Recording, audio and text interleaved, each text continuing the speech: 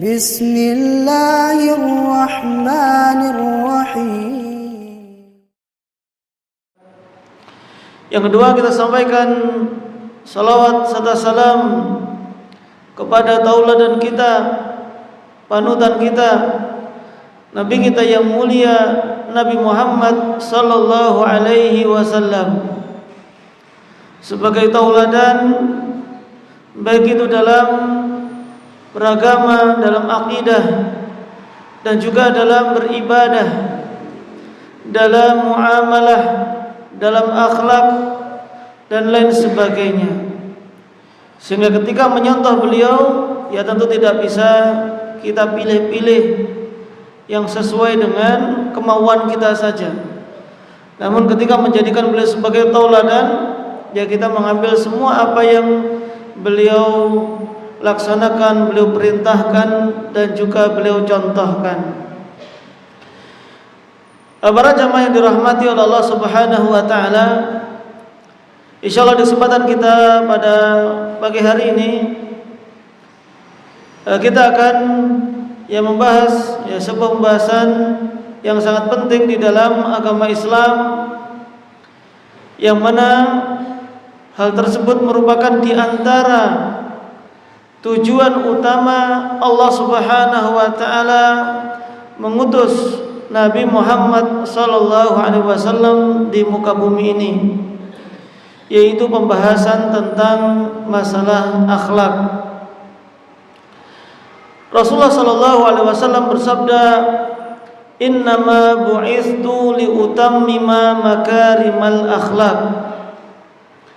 Atau dalam riwayat yang lainnya, liutammima salihal akhlak.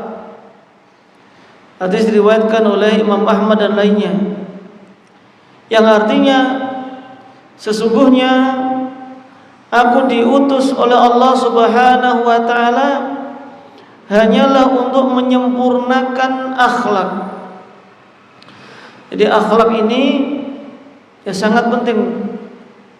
Kenapa dikatakan menyempurnakan akhlak? Karena pada zaman jahiliyah di bangsa Arab, memang pada waktu itu merupakan bangsa yang rusak. Zaman jahiliyah, di sana pembunuhan, perzinaan, dan tentu yang paling besar adalah dosa kesyirikan. Namun di sana ada akhlak-akhlak mulia yang dipegang teguh oleh masyarakat jahiliyah, orang-orang musyrikin. Jadi dari satu sisi mereka berbuat kesyirikan, namun mereka juga memiliki akhlak yang mulia, memiliki.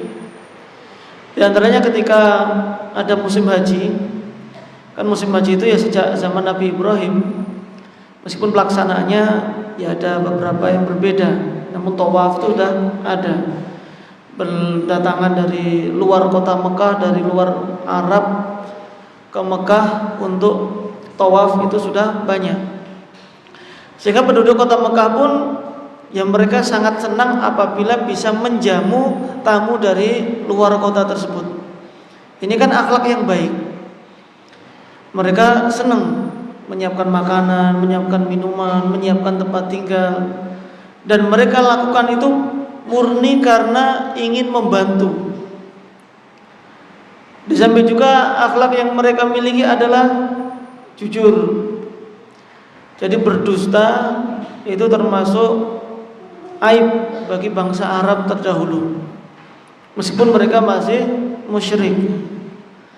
Kita ingat dulu bagaimana Abu Sufyan radhiyallahu anhu ketika masih kafir, ketika masih musyrik, ketika ditanya oleh Raja Heraklius tentang sosok yang katanya mengaku sebagai seorang nabi di kota Mekah, ya maksudnya adalah Nabi Muhammad. Padahal waktu itu Nabi Muhammad masih jadi musuhnya Abu Sufyan, belum masuk Islam.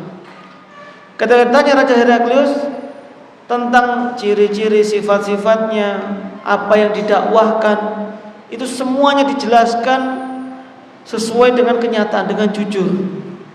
Padahal ditanya tentang musuhnya. Coba kalau kita misalkan lagi ketemu si A, ditanya tentang si B, padahal kita lagi musuhan sama si B, nggak mungkin kita nyebutkan kelebihannya si B, paling kita malah jelek-jelekkan. Namun di sini sifat orang-orang musyrikin pada waktu itu ya mereka jujur apa adanya. Itu yang mereka miliki, dan dari sifat-sifat yang baik itulah disempurnakan oleh Nabi Shallallahu Alaihi Wasallam. Yang paling utama tentu disempurnakan dari sisi akidahnya. Ada nggak akan bermanfaat amal kebaikan atau perbuatan baik kalau tidak diiringi dengan keimanan.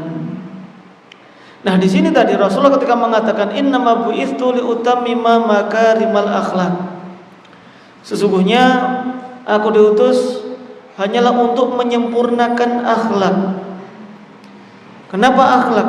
Padahal semua kaum muslimin, semua ulama sepakat bahwasanya di dalam agama yang paling penting adalah masalah akidah, masalah tauhid. Ini nggak bisa ditawar-tawar lagi. Ibadah juga lebih utama daripada akhlak. Tapi kenapa di sini disebutkan untuk menyempurnakan akhlak? Karena akhlak inilah yang dilihat oleh manusia. Jadi kalau akidah, ya keyakinan yang melihat adalah Allah Subhanahu wa taala. Tapi kalau akhlak, barometer baik atau tidaknya seseorang yang dinilai oleh manusia adalah akhlak kita.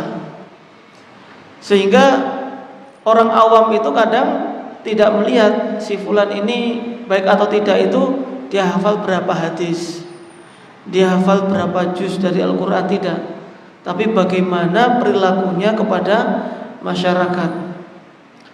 Dan kita juga dulu sering belajar agama Islam ini datang ke Indonesia itu melalui akhlak.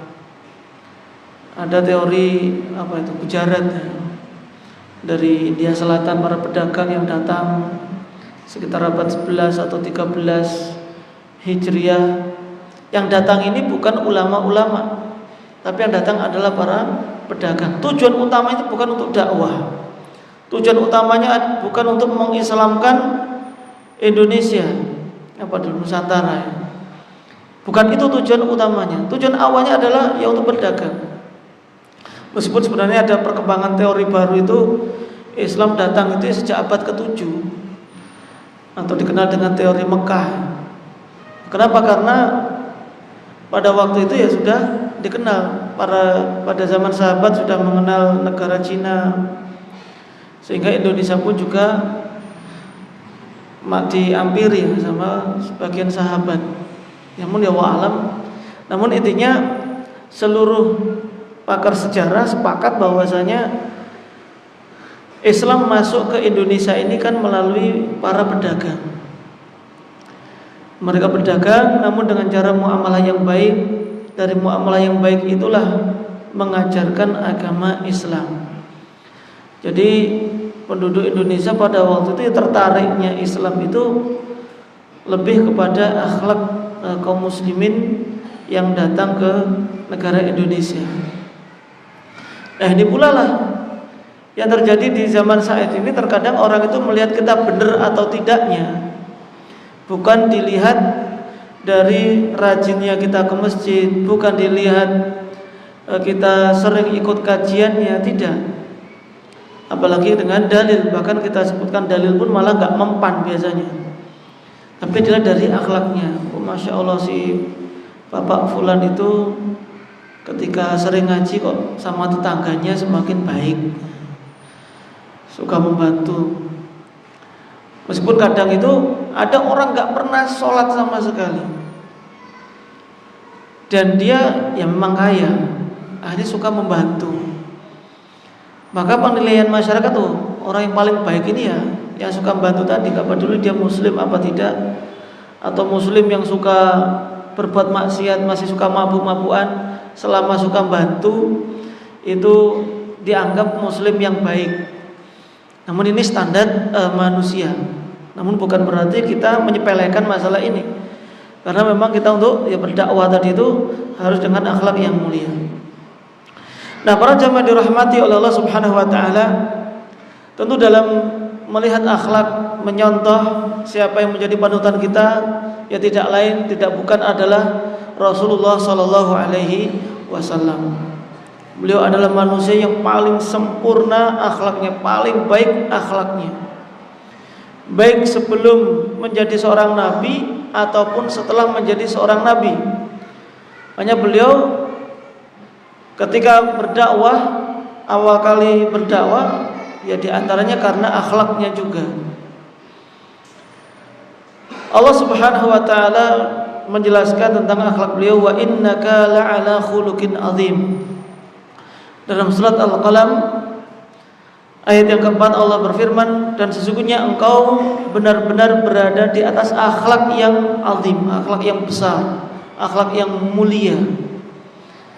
Bukan seperti akhlaknya ya orang-orang yang tidak berakhlak, tidak berpendidikan, atau tidak mengenal pendidikan baik formal ataupun tidak, kayak nggak pernah belajar, tidak. Tapi Rasulullah meskipun ummi, meskipun tidak bisa baca dan juga tidak bisa menulis, namun dinyatakan memiliki akhlak yang mulia, akhlak yang azim. Dan pernah para sahabat datang ke rumah Rasulullah, bertemu dengan Aisyah radhiyallahu anha, tanya, bagaimana sih akhlaknya Rasulullah itu? Maka Aisyah mengatakan, kana khuluquhu Al-Qur'an. Kalau pengen tahu akhlaknya Rasul itu gimana, baca Al-Qur'an saja, wis ngeplek. Semua diamalkan oleh Rasulullah sallallahu alaihi wasallam. Dan di sini juga para ulama menjelaskan dari Al-Qur'an itu untuk melihat atau orang lain melihat kita ahli Quran apa tidak, itu bukan dari hafalan kita, bukan dari sanad yang sudah diperoleh misalkan, akan tapi melihat kita ahli Quran apa tidak, itu bagaimana kita memiliki akhlak yang baik. Oh, ini benar-benar ahli Quran. Bagaimana ketika bertemu dengan tetangganya, ketika bertemu dengan keluarganya, kerabatnya. Nah, ini baru dikatakan akhlak yang baik. Akhlak Al-Quran itu ya seperti itu.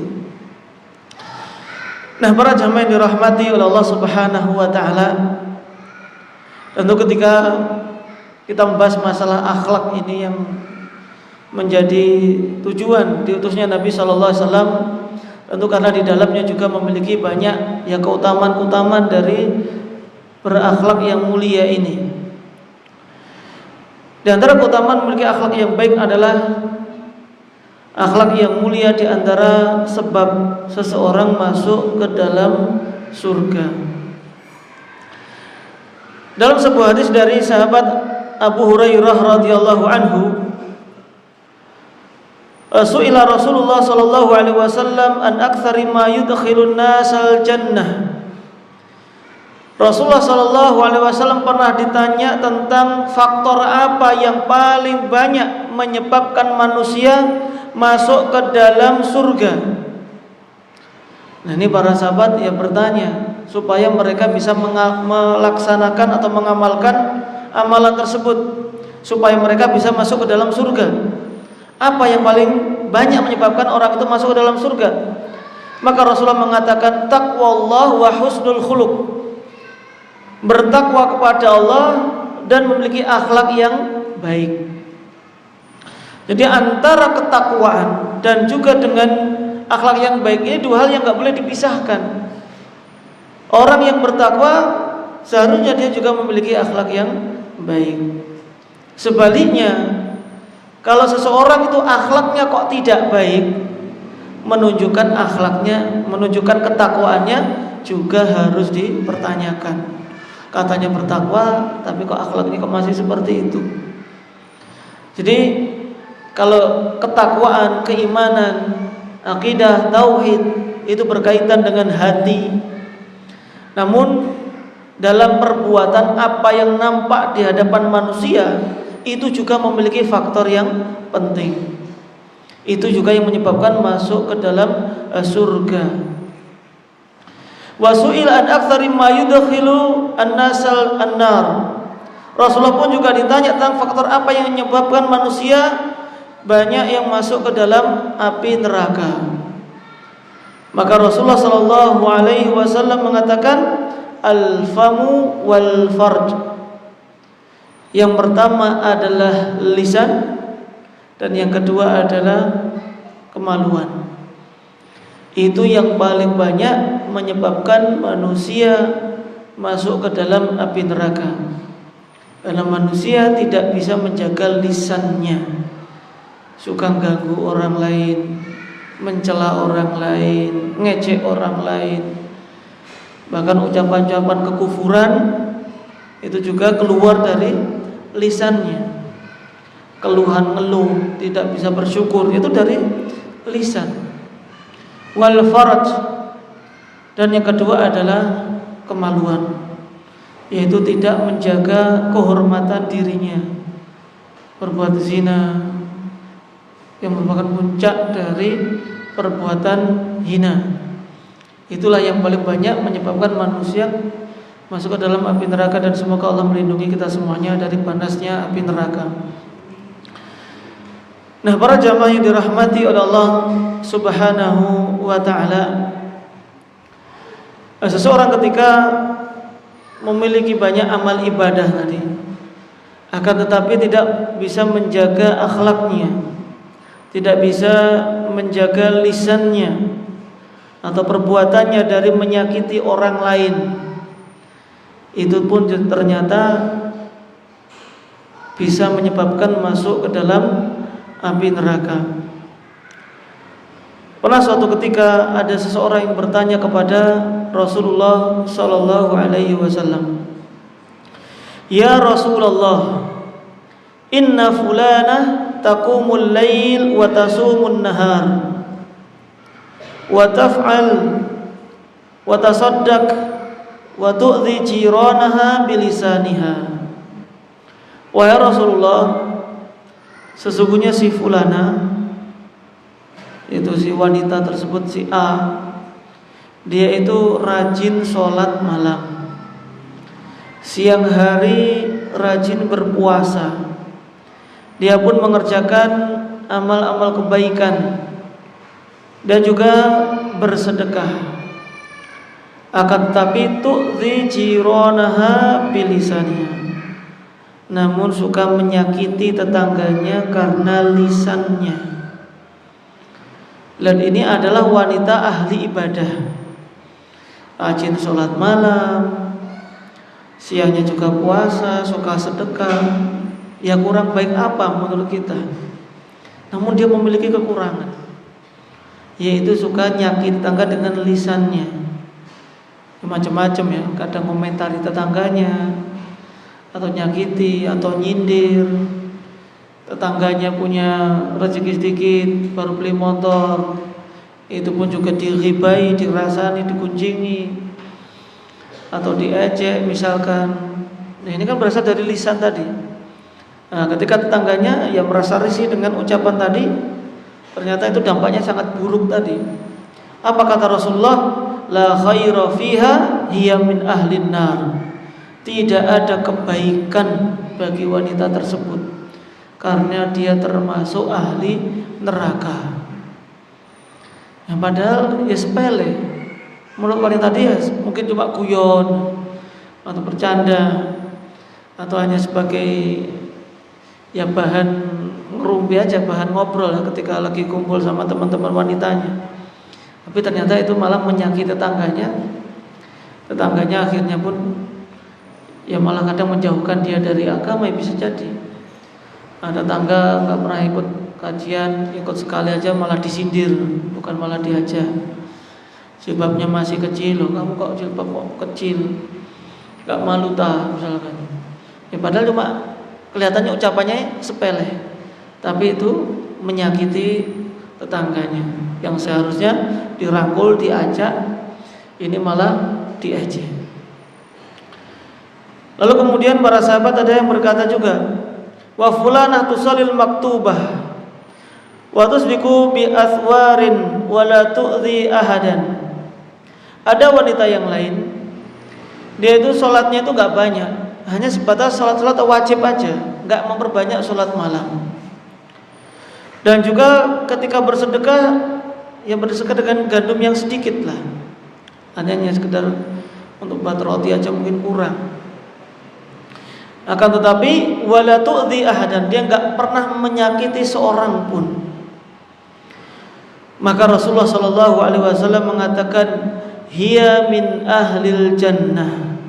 Wanita itu termasuk ahli surga. Artinya di sini hanya melaksanakan ibadah-ibadah wajib yang sunnah yang sekedarnya, yang mungkin karena kesibukan di rumah, namun dia tidak pernah menyakiti tetangga. Ini diantara barometer dia bisa masuk ke dalam surganya Allah Subhanahu wa ta'ala. Jadi jangan pernah menyepelekan ucapan kita yang keluar. Tidaklah kita berkata kecuali kita pikirkan terlebih dahulu apakah nanti akan berakibat baik atau sebaliknya malah berakibat buruk. Bahkan ini juga dijadikan sebagai barometer keimanan seseorang dari akhlaknya, dari ucapannya. Rasulullah sallallahu alaihi wasallam bersabda, "Man kana yu'minu billahi wal yaumil akhir falyakul khairan aw liyasmut. Wa man kana yu'minu billahi wal yaumil akhir falyukrim jarahu. Wa man kana yu'minu billahi wal yaumil akhir falyukrim dhaifah." Rawahul Bukhari wa Muslim. Barang siapa yang beriman kepada Allah dan hari akhir, maka hendaklah dia berkata yang baik atau diam. Dan barang siapa yang beriman kepada Allah dan hari akhir, maka hendaklah dia memuliakan tetangganya dan memuliakan tamunya.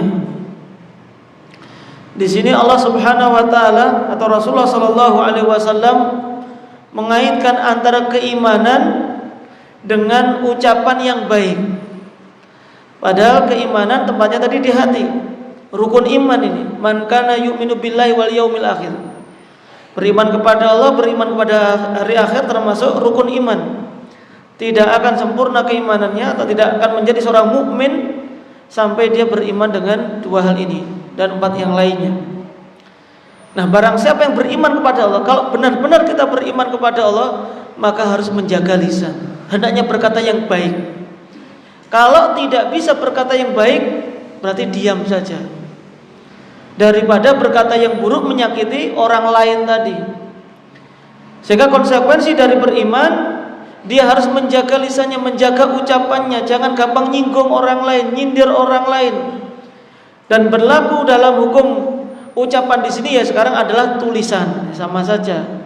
Sekarang WA, status atau komentar, nah, itu juga sama saja hukumnya antara ucapan dengan tulisan, karena tulisan itu menduduki kedudukan ucapan.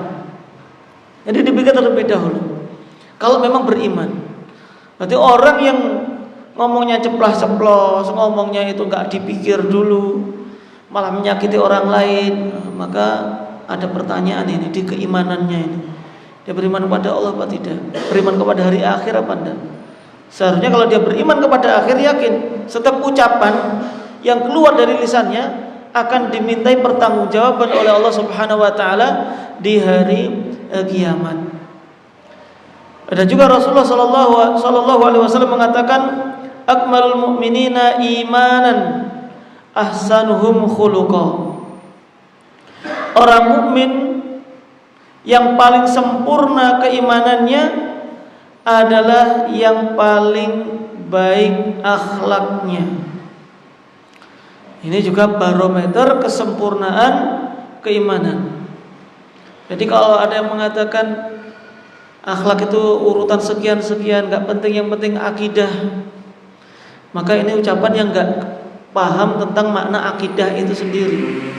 Karena konsekuensi dari akidah, konsekuensi dari tauhid itu adalah memperbaiki akhlak. Ini satu kesatuan. Tapi kalau misalkan memang bicara masalah akhlak yang baik saja, nggak pernah membicarakan masalah akidah, masalah tauhid, ya keliru. Nah, berarti kalau ya ada kelompok, kalau masalah kesyirikan dibiarkan aja, yang penting kita akhlaknya baik. Nah, ini ya keliru. Tapi kalau dalam suatu kondisi menunda pembicaraan atau tidak langsung mengatakan masalah kesyirikan, ingin masuk melalui tauhid, melalui akhlak, tapi tetap dengan tujuan nanti akan menyampaikan masalah akidahnya, masalah tauhid, kesyirikan yang dilakukannya, maka insya Allah tidak masalah. Nah, di sini Rasulullah Shallallahu Alaihi Wasallam menjadikan barometer kesempurnaan keimanan kalau akhlaknya itu baik. Dan masih banyak dalil-dalil yang seperti ini juga. Rasulullah Shallallahu Alaihi Wasallam mengatakan, wallahi la yu'min, wallahi la yu'min, wallahi la yu'min. Demi Allah dia tidak beriman. Demi Allah dia tidak beriman. Demi Allah dia tidak beriman. Sampai diulang 3 kali. Di sini Rasulullah menggunakan sumpah demi Allah. Karena tidaklah bersumpah kecuali ini untuk sesuatu yang besar, untuk sesuatu yang sangat penting. Sampai-sampai Rasulullah bersumpah demi Allah la yu'min. Demi Allah dia tidak beriman. Ini agar kita benar-benar perhatian loh. Kenapa orang ini kok dikatakan tidak beriman? Sampai diulang 3 kali. Agar yang nyimak, yang mendengarkan hadis Nabi SAW benar-benar memperhatikan apa yang akan beliau sampaikan itu. Siapa yang dikatakan orang itu tidak beriman? Maka ada yang bertanya, "Waman ya Rasulullah? Siapakah wahai Rasulullah yang tidak beriman tadi?" Rasulullah mengatakan, la ya'man, qala alladzi la ya'man jaruhu bawa'iqahu, yaitu orang yang mana tetangganya tidak merasa aman dari gangguannya, dari keburukannya. Jadi apabila orang itu suka mengganggu tetangganya, berarti tetangganya tadi merasa terganggu, maka yang mengganggu itu dikatakan oleh Rasulullah la yu'min, tidak beriman. Meskipun dalam hadis-hadis yang lainnya ya tidak beriman itu ya orang yang mengingkari Allah, orang yang mengingkari Rasulullah, orang yang mengingkari hari kiamat. Iya, mereka semuanya dianggap sebagai orang yang tidak beriman. Jelas, karena mereka mengingkari rukun iman. Namun ternyata ada orang yang melakukan perbuatan kesalahan di luar dari rukun iman tadi, namun Rasulullah menganggapnya dia bukan orang yang beriman, yaitu orang yang suka ganggu tetangganya, ganggu orang lain.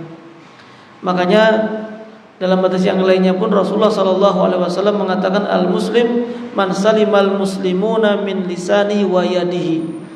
Seorang muslim, kenapa dikatakan muslim? Atau kapan seorang itu dianggap sebagai muslim yang benar? Yaitu apabila kaum muslimin lainnya aman dari gangguannya, dari lisannya dan juga dari tangannya. Itu baru dinamakan sebagai seorang muslim. Ini juga menunjukkan akhlak itu tadi menjadi barometer baik atau tidaknya seseorang.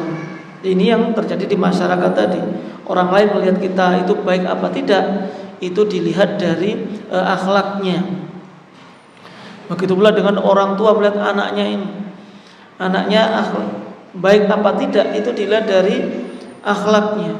Meskipun sudah belajar agama, mengerti dalil, ketika sampai rumah nyeramai orang tuanya, Pak, kamu tuh sudah melakukan kesyirikan, nanti kalau gak ditinggalkan masuk ke dalam api neraka. Ya umumnya bapak-bapak yang dijelaskan oleh anaknya seperti itu, ya gak nerima, pasti akan marah. Padahal yang dikatakan anak itu benar 100%. Bahkan sampai bawa dalil, membawa kitab-kitab para ulama, dibawakan semuanya. Yang dikatakan itu semuanya benar, gak ada yang salah menurut syariat. Akan tetapi caranya ketika menyampaikan, itulah yang menjadikan orang yang mendengarnya tadi itu tidak bisa menerima. Makanya ketika orang itu menganggap baik tadi dari akhlaknya, orang misalkan masuk ke restorannya mahal, makanannya enak, lalu kemudian pelayannya datang. Ketika datang, naruh makannya tinggal dilempar aja baginya. Ya, mungkin nggak tumpah nasinya. Tapi ketika ngasihnya dengan cara dilempar, maka ya pelanggan siapa yang mau makan? sudah nggak ada selera makan lagi. Padahal ini adalah makanan yang enak. Ini menunjukkan bahwa akhlak yang baik itu ya sangat berpengaruh. Beda kalau ya memang makanan mungkin memang biasa, tapi pelayanan baik kadang bisa menjadikan orang itu bisa kembali lagi ke tempat tersebut karena senang dengan pelayanannya, senang dengan akhlaknya. Nah, para jamaah yang dirahmati oleh Allah Subhanahu wa taala,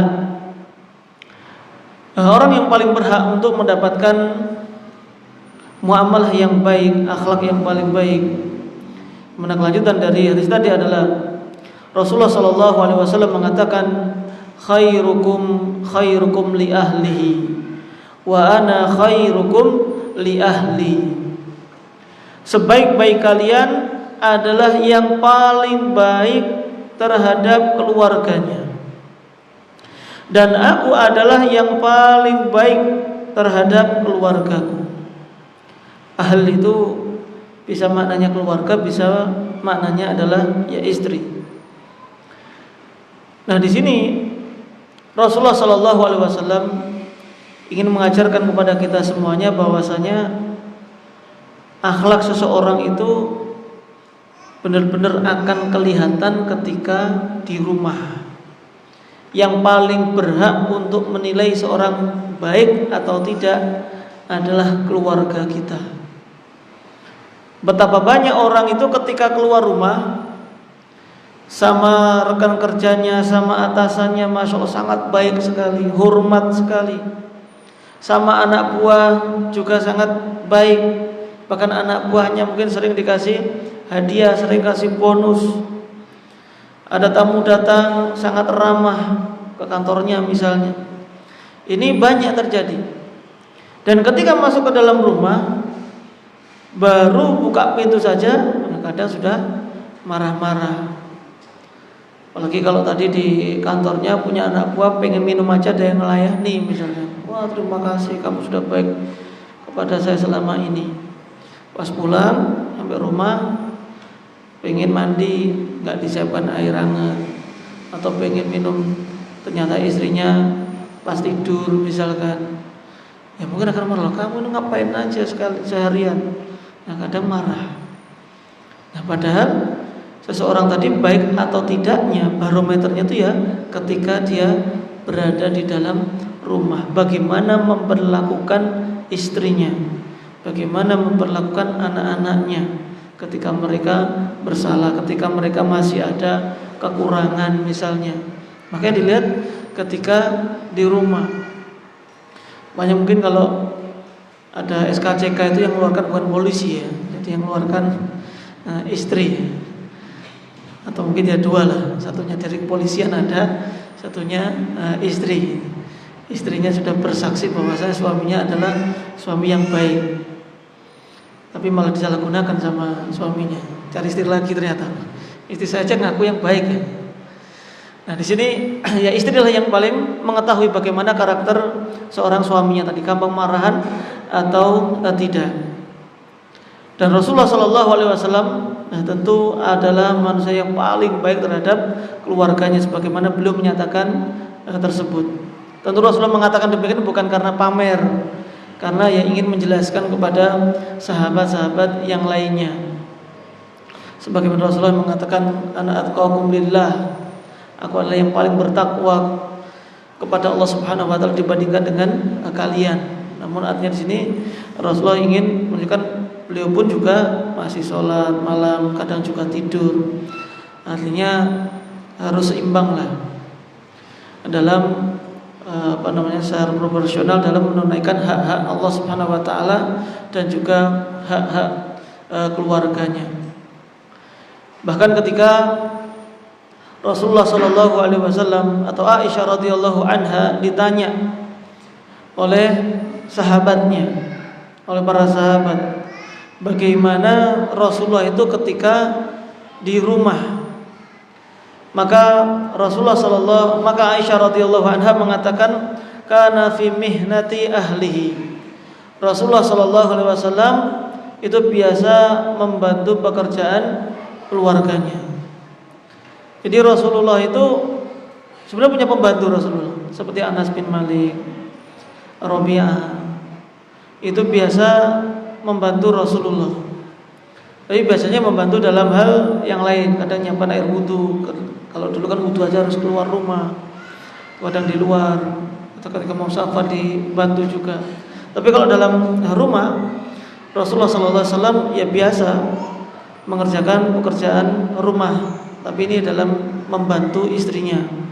Kadang memperbaiki sendalnya sendiri ketika rusak, itu yang dilakukan oleh Rasulullah. Tapi sifatnya di situ adalah ihsan. Artinya perbuatan baik yang dilakukan oleh Rasulullah SAW kepada istrinya. Ya bukan kewajiban utamanya. Jadi bukan kewajiban utama suami itu melayani istri, tapi asalnya adalah istri yang melayani suami. Namun bukan berarti ketika kewajiban utama seorang istri yang harus melayani suami, ya suami seenaknya sendiri ketika di rumah, ya tidak. Artinya selama bisa saling membantu, maka itu ya lebih baik. Apalagi ketika suaminya memang mampu untuk membantunya. Nah, para jamaah dirahmati oleh Allah Subhanahu wa taala,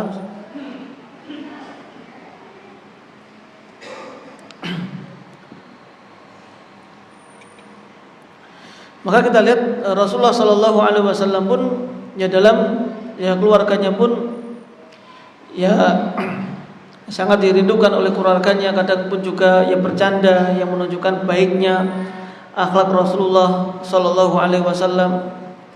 Ya kalau dengan Aisyah kisah yang mungkin sudah terlalu banyak kita mendengarkannya. Di antaranya yang lain dengan Saudah, istri sebelum Aisyah radhiyallahu anha. Ketika sholat malam, Saudah pun juga ikut-ikutan sholat di belakangnya, pengen jadi makmum. Namun rukuknya Rasulullah kepanjangan, ya menurut Saudah. Sampai-sampai ketika selesai sholat, ya Saudah mengatakan, tadi itu ketika rukuk hampir-hampir keluar darah dari hidungku. Ini saking lamanya, saking lamanya. Ya guyoni Rasulullah, akhirnya Rasulullah pun ketawa. Nah ini ya bagaimana muamalah beliau? Ya tidak kaku terhadap istri-istrinya. Nah, kemudian para jamaah yang dirahmati oleh Allah Subhanahu wa taala, di antara utamaan yang lain memiliki akhlak yang baik adalah sebagaimana dari hadis Jabir radhiyallahu anhu, Rasulullah sallallahu alaihi wasallam pernah bersabda,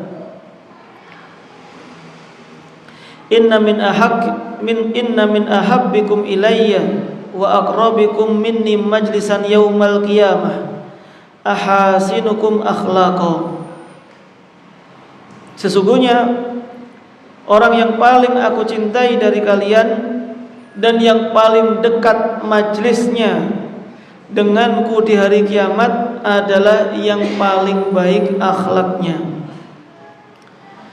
Wa inna abghadakum ilayya wa ab'adakum minni yaumal qiyamah. Dan sesungguhnya orang yang paling aku benci di antara kalian dan yang paling jauh dariku tempat duduknya atau majlisnya di hari kiamat nanti adalah as-sarsarun wal mutasyaddiqun wal mutafaihiqun, yaitu as-sarsarun. Para sahabat bertanya tentang mana as-sarsarun wal mutasyaddiqun. Maka Rasulullah sallallahu alaihi wasallam mengatakan adalah orang-orang yang sombong, yaitu yang banyak bicara untuk menunjukkan kefasihan dan keutamaannya. Jadi orang yang memiliki akhlak yang baik itu nanti tempat duduknya, akhlaknya atau majlisnya itu paling dekat dengan Rasulullah Sallallahu Alaihi Wasallam di hari kiamat kelak. Ini ya berarti sangat dekat dengan Rasulullah. Ketika semua orang ya pasti ingin lebih mendekat dengan Rasulullah Sallallahu Alaihi Wasallam dimanapun berada, baik itu ketika di dunia ataupun di akhirat.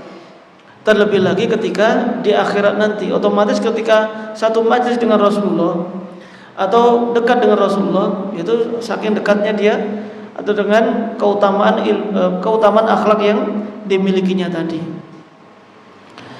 Lalu juga Rasulullah sallallahu alaihi wasallam pernah bersabda, "Innal 'abda la yablughu bi husni khuluqihi 'azim darajatil akhirah wa syarafal manazil wa innahu la dha'iful ibadah."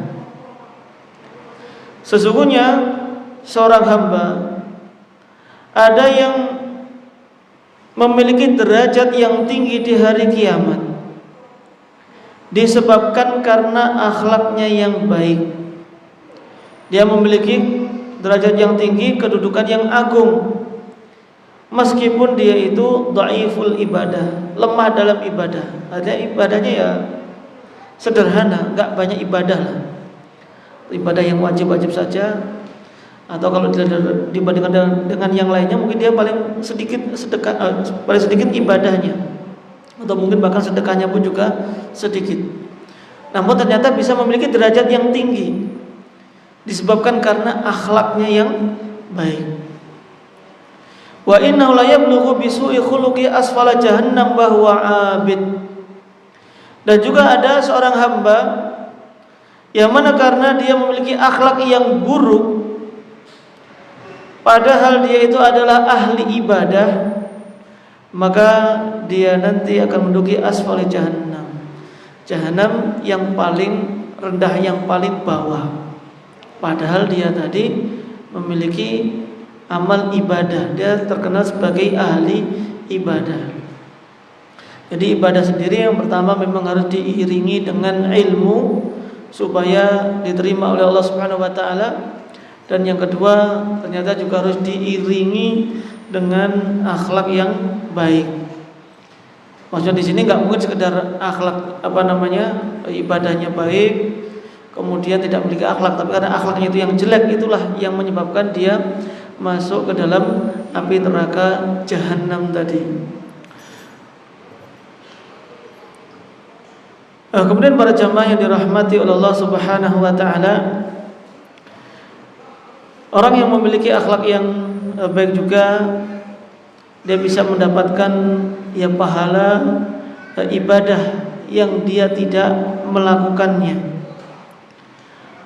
Rasulullah sallallahu alaihi wasallam bersabda, "Innar rajula la yudriku bi husnil khuluq darajatas shaimil qa'im." Sesungguhnya ada seseorang karena dia memiliki akhlak yang baik, dia bisa mendapatkan derajat orang yang berpuasa, yang suka sholat malam. Siangnya puasa, malamnya qiyamul lail. Jadi di sini dia tidak puasa dan juga dia tidak sholat malam. Tentu maksudnya di sini adalah puasa sunnah. Kalau puasa wajib, puasa Ramadan ya harus.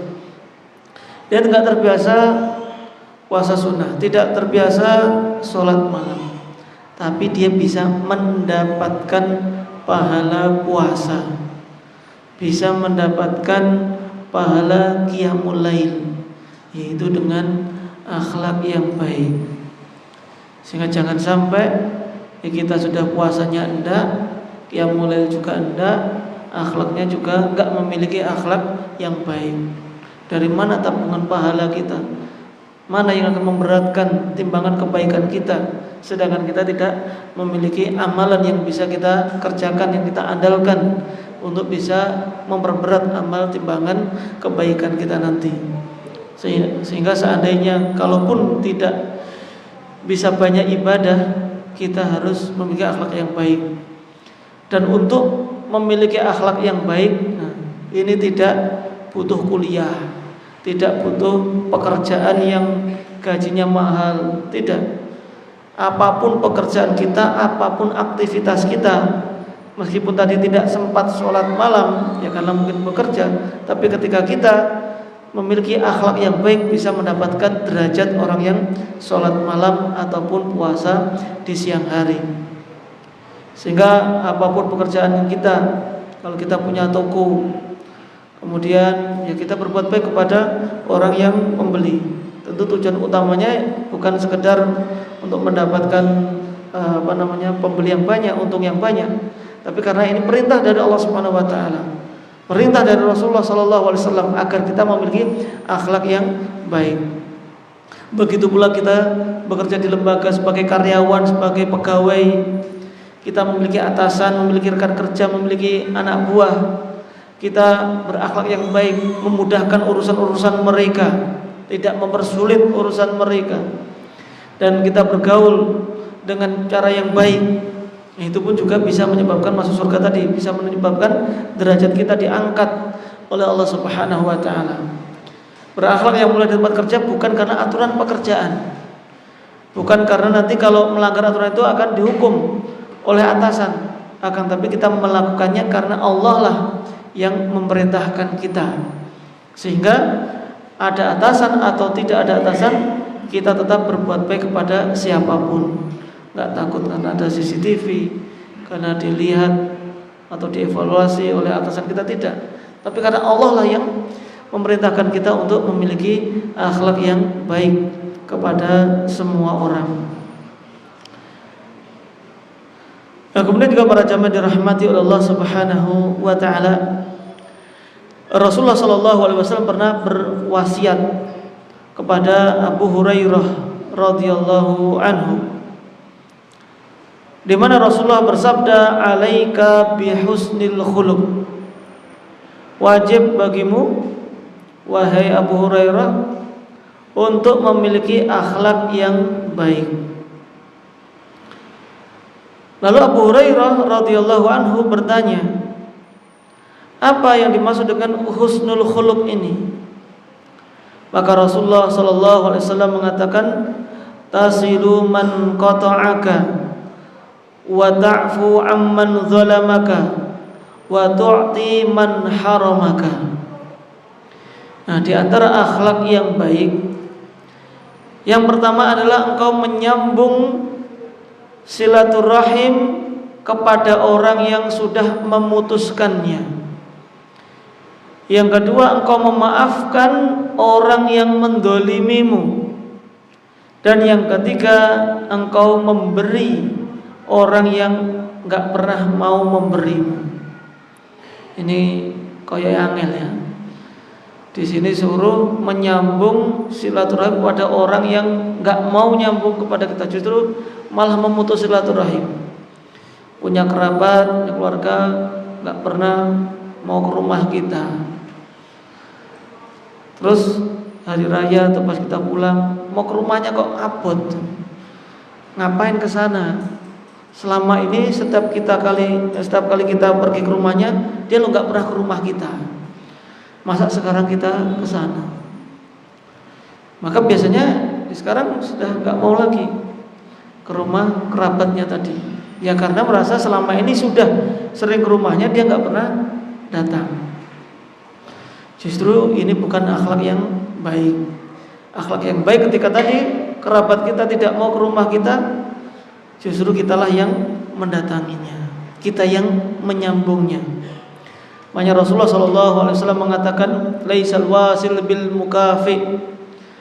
Bukanlah disebut dengan orang yang menyambung silaturahim kalau dia menyambung silaturahim karena balas budi saja.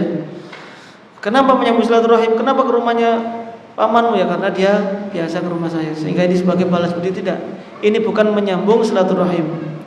Walakin al-wasil man yasila rahimahu idza qata'at, yaitu orang yang menyambung silaturahim yang sebenarnya adalah dia yang menyambung silaturahim kepada kerabat yang memutus silaturahim. Itu baru yang dinamakan dengan menyambung silaturahim. Kemudian tadi yang kedua adalah wa ta'fu an man zalam. Engkau memaafkan orang yang berbuat zalim kepadamu. Ini juga susah. Ada orang berbuat zalim, kok kita disuruh memaafkan. Tentu di sini ya apabila memang melihat bahwasanya orang yang minta maaf itu setelah menzalimi benar-benar minta maaf, benar-benar menyesal. Memang ada kalanya memaafkan orang yang berbuat zalim tidak berarti tidak melaporkannya, misalkan tetap melaporkan dan memaafkan supaya memberikan efek jerah bisa jadi. Atau di jalanan misalkan ditabrak, yang nabrak minta maaf, kalau sudah berbuat zalim, ya kita memaafkan. Tapi motor kita yang nggak mau maafkan ya, tetap minta diganti. Ya boleh-boleh saja. Ada sebagai efek jerah atau memang kalau melihat itu memang karena kelalaian misalnya. Tapi kalau ya melihat itu benar-benar kelihatan nggak sengaja atau mungkin tahu itu baru belajar lalu memaafkan, maka itu ya lebih utama juga, karena kadang itu juga bisa terjadi pada diri kita ketika kita yang nggak sengaja menabrak orang lain, bahkan mungkin bisa lebih parah karena kita pernah memaafkan, ya bisa jadi Allah Subhanahu wa taala akan menjadikan orang yang kita tabrak tadi malah memaafkan kita semuanya. Dan yang ketiga tadi watu timan haramak, itu engkau memberi orang yang enggan memberimu. Artinya saling memberi itu ya karena Allah Subhanahu wa taala yang memerintahkan. Dan itu tentu sesuai dengan kemampuan kita semuanya dan tidak memaksakan. Nah, para jamaah dirahmati oleh Allah Subhanahu wa taala, di dalam hadis tadi yaitu dari wasiat Rasulullah sallallahu alaihi wasallam kepada Abu Hurairah tadi, ini menunjukkan bahwasanya kita hendaknya suka berwasiat. Wasiat itu ya ada dua ya secara umum. Ada wasiat berkaitan dengan harta, ada wasiat berkaitan dengan perbuatan. Ada berwasiat untuk melakukan suatu amal kebaikan. Nah, kalau suatu amal kebaikan ini boleh berwasiat kepada siapa saja, kepada teman, kepada murid, kepada guru, diwasiati boleh.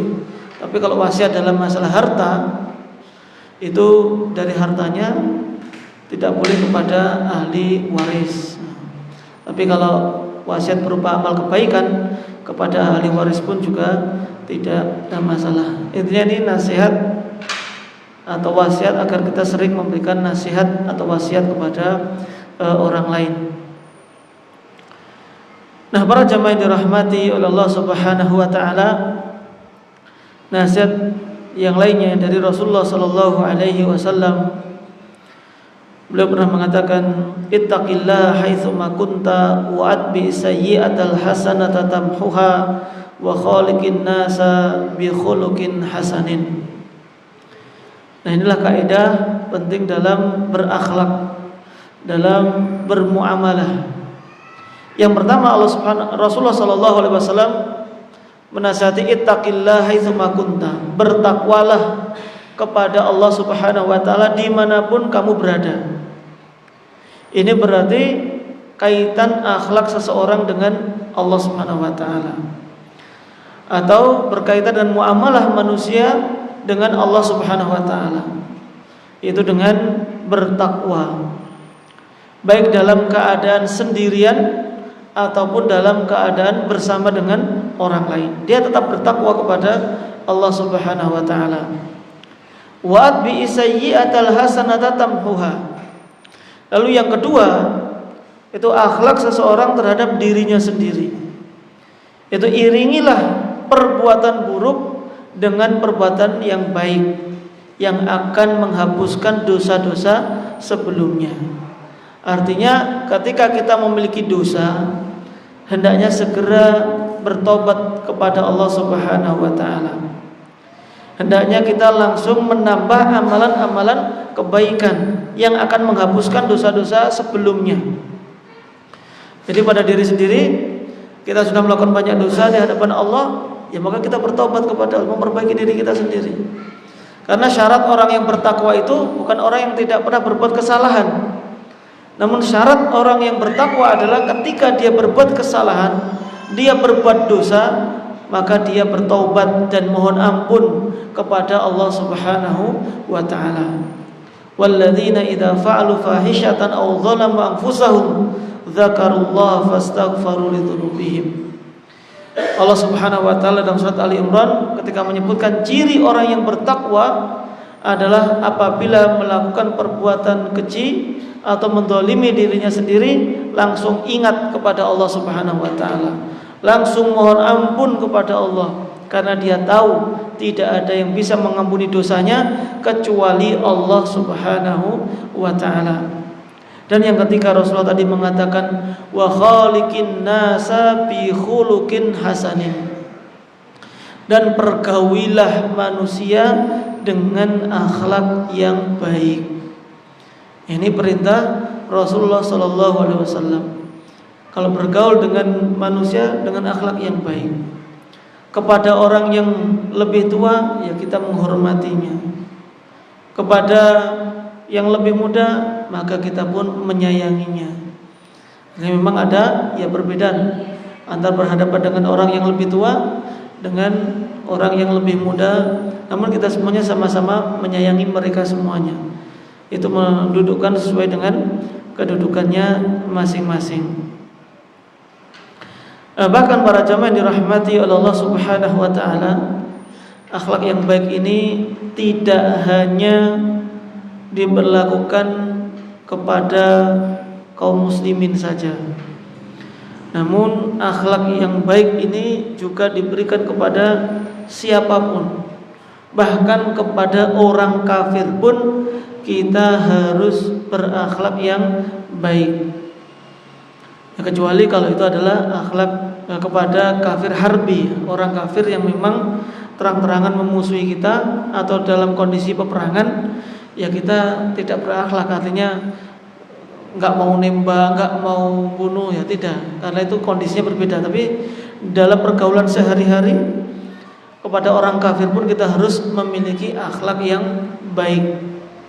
Apakah itu kaum muslimin dalam kondisi minoritas atau mayoritas, tetap harus berbuat baik kepada orang kafir kalau memang itu orang kafir yang mendapatkan jaminan keamanan. Rasulullah SAW ketika berbicara tentang orang Yahudi dan juga orang-orang Nasrani, maka tidak pernah menyebutkan kebaikan mereka. Bahkan laknatullah alal yahud, semoga laknat Allah kepada orang-orang Yahudi. Itu ketika menjelaskan tentang keumuman orang-orang Yahudi. Di dalam Al-Quran ketika Allah menyebutkan Yahudi dan Nasrani, semuanya berisi dengan celaan kepada mereka. Tapi ketika bergaul, yaitu beda lagi. Ketika ketemu orang kafir, ketemu orang Yahudi, kita pun harus memiliki akhlak yang baik. Bahkan ketika kita bermuamalah, berbuat baik kepada tetangga kita, yang mana di situ ada yang muslim dan juga ada yang kafir, ada yang kerabat, semuanya memiliki pahala yang berbeda-beda.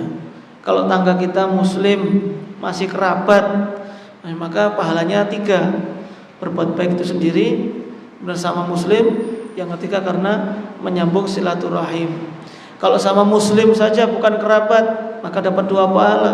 Berbuat baik kepada tetangganya, yang kedua sama muslim. Kemudian memuliakan tetangga, kalau dia sebagai seorang kafir, tetap kita memuliakannya, berbuat baik kepada tetangga meskipun kafir, dan kita tetap mendapatkan pahala, ya selama kita tidak membantu dalam ibadahnya. Makanya Rasulullah SAW memiliki ya tetangga atau ya kenalan, yaitu orang Yahudi, yang mana Yahudi ini juga biasa menyakitinya dan memiliki anak, dan anaknya pada waktu itu sakit. Maka Rasulullah SAW yang mengunjungi anak Yahudi tadi, dijenguk. Ketika dijenguk, ya dijelaskan dan diajak masuk ke dalam agama Islam. Lalu anak tersebut ya masih bingung karena bapaknya Yahudi dan dia selama ini juga tahunya Yahudi, diajak masuk Islam oleh Rasulullah. Jadi minta izin dulu kepada bapaknya. Namun bapaknya akhirnya mengizinkan dan masuk Islamlah anak tersebut sebelum meninggal dunia. Dan di sini bagaimana akhlak dari Rasulullah SAW bisa memberikan hidayah kepada seorang anak tadi hanya gara-gara mengunjunginya tadi. Coba kalau misalkan Rasulullah malah mendatanginya dengan marah-marah, ini gara-gara kalian orang-orang Yahudi berbuat suka menyakiti saya sehingga anakmu sakit, gitu ya, malah marah-marah mereka. Nah, ada cerita yaitu Hasan Al-Basri rahimahullah ta'ala. Jadi Hasan Al-Basri itu tinggal di rumah tingkat, lantai 1 dan lantai 2. Lantai 2-nya ini orang Yahudi, sedangkan lantai pertama ditinggali oleh Hasan Al-Basri. Nah, antara Hasan Al-Basri dan orang Yahudi nggak pernah ada masalah. Artinya sama tangga, saling menghormati. Nah, sampai suatu ketika orang Yahudi ini pergi ke rumahnya Hasan Al-Basri yang kalau silakan memang sakit sehingga mengunjungi. Lalu kemudian melihat di rumahnya Hasan Al-Basri, ya kalau dulu kan rumah itu kan sempit ya, kadang ya satu rumah kalaupun ada kamar mandi itu pun juga jadi nggak jauh di rumah itu atau di pojokan saja. Maka orang Yahudi itu melihat ada tetesan air dari atapnya. Karena atapnya kan berarti rumahnya Yahudi tadi. Lalu bertanya, ini air apa? Kenapa kok masih netes? Ya, ini rumah bocoran dari kamar mandinya orang Yahudi tadi. Dan itu berlangsung sudah cukup lama. Dan Hasan Al-Basri nggak pernah protes, nggak pernah komplain. Padahal ya sah-sah saja ya. Ketika bilang kepada orang Yahudi, mohon maaf, air itu kerembes sampai ke rumah saya, mungkin bisa diperbaiki. Sah-sah saja ketika komplain seperti ini. Namun yang dilakukan oleh Hasan Al-Basri lebih baik sabar. Akhirnya ketika mengetahui kebaikan, kemuliaan akhlak dari Hasan Al-Basri menyebabkan Yahudi tadi masuk ke dalam agama Islam, hanya disebabkan karena akhlak yang mulia. Nah, untuk itu Allah Subhanahu wa taala juga berfirman dalam surat Al-Maidah ayat yang ke-8, "Wala yajrimannakum syana'anu qaumin 'ala alla ta'dilu. I'dilu huwa aqrabu littaqwa." Dan janganlah kebencianmu terhadap sebuah kaum menjadikanmu tidak berbuat adil. I'dilu huwa aqrabu littaqwa. Berlaku adillah, karena adil itu lebih dekat kepada ketakwaan. Jadi di sini kepada musuh pun tidak boleh kita berbuat zalim.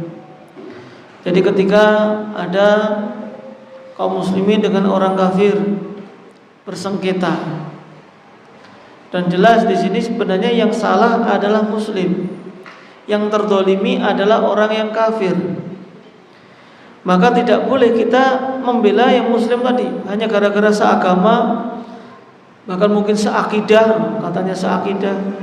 Ketika dia berbuat kesalahan malah dibela. Maka ini tidak diperbolehkan oleh syariat. Allah Subhanahu wa taala mengatakan i'dilu aqrabu littaqwa. Tetaplah kamu harus berbuat adil. Karena keadilan itu lebih dekat dengan ketakwaan. Jadi tidak boleh kita pilih kasih kalau memang itu harus kita berbuat adil, baik itu pada muslim ataupun kepada kafir. Misalkan seorang guru punya murid, ya, karena sekolahnya di umum, ada yang muridnya kafir, ada yang muridnya muslim. Sehingga ketika kafir nilainya pasti dijatuhkan misalkan, maka itu tidak diperbolehkan. Harus tetap diberikan nilainya sesuai dengan keadaan aslinya. Seharusnya mendapatkan berapa, maka itulah yang dikasih. Nah, tidak boleh kita berbuat zalim meskipun kepada orang kafir. Karena dengan keadilan kita kepada orang kafir itu justru di antara pintu hidayah bagi mereka semuanya. Nah, kemudian para jamaah dirahmati oleh Allah Subhanahu wa taala, dari contoh-contoh akhlak mulia tadi, maka para ulama menjelaskan bahwasanya akhlak berbuat baik kepada sesama itu memiliki tingkatan-tingkatan. Yang pertama adalah badlun nada, Yang pertama adalah berbuat baik kepada orang lain. Itu adalah akhlak yang baik. Ya kita bantu atau kita nyumbang, bantu pekerjaannya, itu akhlak yang baik. Kemudian yang kedua, waqaful adza. Di antara akhlak yang baik adalah menahan diri kita dari mengganggu orang lain. Ya tidak ganggu, tidak mencela. Itu juga di antara akhlak yang baik. Dan yang ketiga adalah watalaqatul wajhi. Ketiga adalah memiliki wajah yang cerah. Itu ya tersenyum, karena senyum tabassumuka fi wajhi akhika shadaqah. Senyummu di hadapan saudaramu adalah sedekah. Di antara berbuat baik, memiliki akhlak yang baik adalah ya dengan tersenyum. Kita kalau melihat orang itu enggak mau senyum, suka cemberut aja, kita kadang rasa gimana gitu. Jadi ini kok, atau kadang malah mencurigai. Padahal dia itu enggak senyum, itu memang dari sononya itu susah senyum. Susah senyum itu ya mukanya kan ada kan ya. Orang ini kayaknya susah senyum memang. Tapi sebenarnya enggak punya perasaan benci sama orang, itu enggak. Tapi memang kelihatan wajahnya itu susah senyum. Tapi kalau akhlaknya yang lain baik sebenarnya, suka bantu, ramah kalau sudah ngobrol. Tapi kalau cuma dilihat dari mukanya saja, kelihatannya itu enggak pernah mau senyum. Ya itu ada, ini bukan jualan. Tapi kan secara asal kita harus ya berusaha untuk selalu tersenyum kepada orang lain. Dan yang keempat, ini yang paling susah, as-sabru 'alal adza, yaitu bersabar atas gangguan orang lain. Kayak tadi Hasan Al-Basri tadi, kalau itu terjadi di rumah kita, apakah kita ada yang bisa bersabar? Insya Allah tidak ada, susah. Karena itu sudah taraf gangguan. Apalagi yang netes itu jelas dari kamar mandi, mengandung najis. Kok bisa-bisanya Hasan Al-Basri sabar segitu? Nah inilah puncak tertinggi dari akhlak yang mulia. Sehingga namanya kita hidup bertetangga, kita hidup bersosial sebagai makhluk sosial, tidak bisa hidup sendiri. Pasti ketika bermuamalah dengan orang lain, maka kita pasti akan menjumpai hal-hal yang tidak kita inginkan, yang merasa itu adalah menyakiti kita. Ya selama itu tidak parah, tidak merugikan kita, ya meskipun dari satu sisi kita sakit hati, tapi ya lebih baik kita bersabar terlebih dahulu. Karena manusia terbaik di muka bumi ini, yaitu Rasulullah SAW pun masih mendapatkan gangguan, apalagi kita. Jadi jangan bermimpi kalau hidup di dunia ini selamat selamanya dari gangguan manusia. Pasti akan ada orang yang ganggu atau gak senang. Meskipun antum punya impian, nanti saya pengen membuat perumahan sunnah misalkan. Ini syaratnya yang beli rumah di sini atau yang ngontrak atau yang ngekos, dia harus hafal usul salasah misalkan. Berarti kan kelihatan salafinya ya. Harus rajin ikut kajian, sholatnya 5 waktu di masjid. Belum tentu semuanya memiliki akhlak yang baik. Ya ada kalanya manusia, ya mungkin karena urusan dunia, atau kadang nggak sengaja, atau kadang lewat rumah kita, atau kadang kita harus lewat rumahnya tapi dia naruh barang di depan rumahnya di jalan sehingga mengganggu kita. Itu pasti kejadian seperti itu. Sehingga ketika kita menjumpai gangguan-gangguan seperti itu, tidak ada jalan lain kecuali kita memang harus bersabar. Nah, karena ya kemuliaan seorang diantaranya diketahui kalau dia bisa bersabar atas gangguan dari orang lain.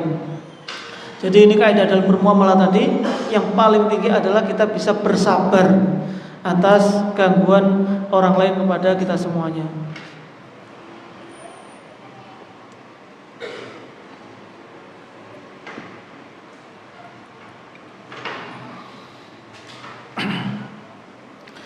Nah, kemudian para jamaah yang dirahmati oleh Allah Subhanahu wa taala,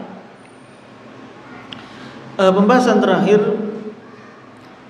ya sebenarnya juga sudah disinggung di awal juga, yaitu bahwasanya ya akhlak sekali lagi memiliki kaitan yang sangat kuat dengan akidah dan ibadah seseorang.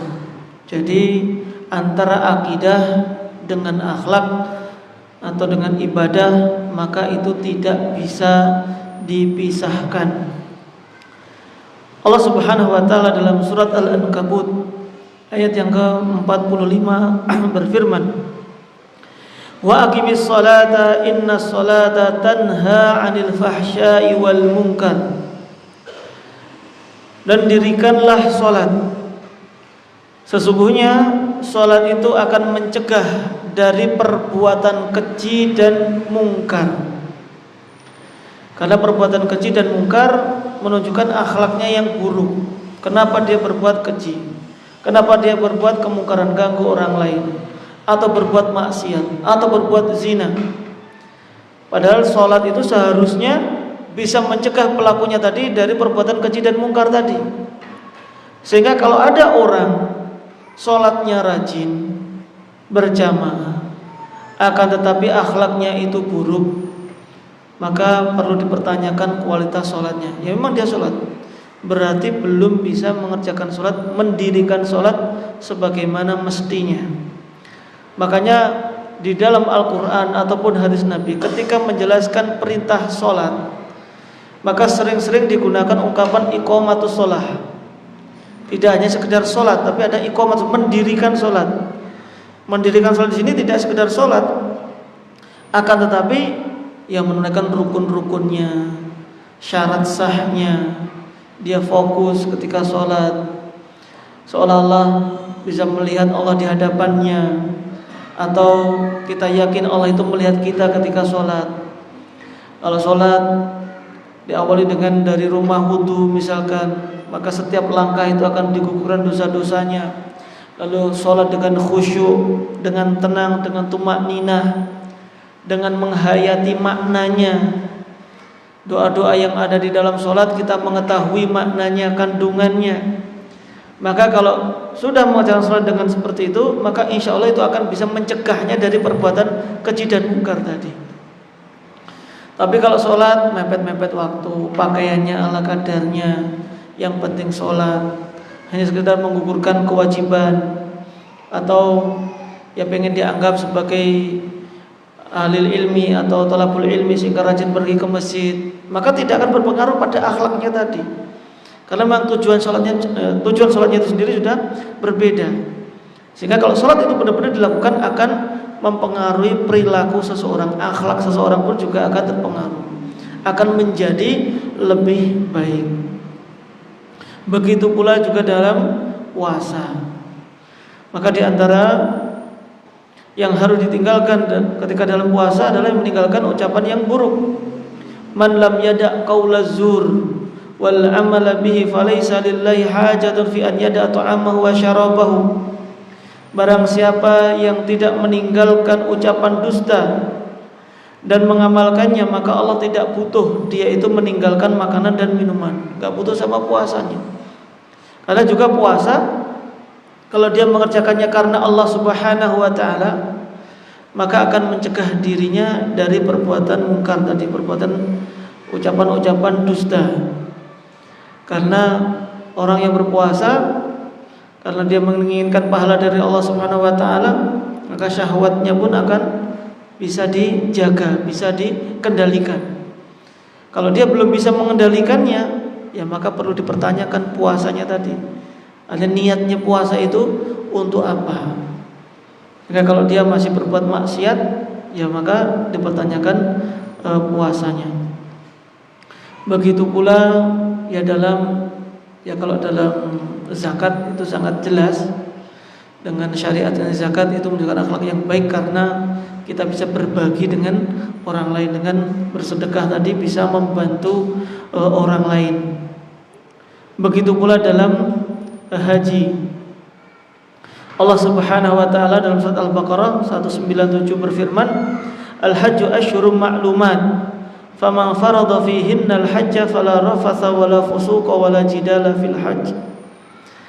Haji itu pada bulan-bulan yang sudah maklum. Karena bulan haji itu mulai bulan Syawal, Dzulqa'dah dan Dzulhijjah. Maka barang siapa yang melaksanakan perintah haji ini, janganlah dia berkata kotor, jangan suka teriak-teriak, berkata keji, dan juga janganlah dia suka berdebat.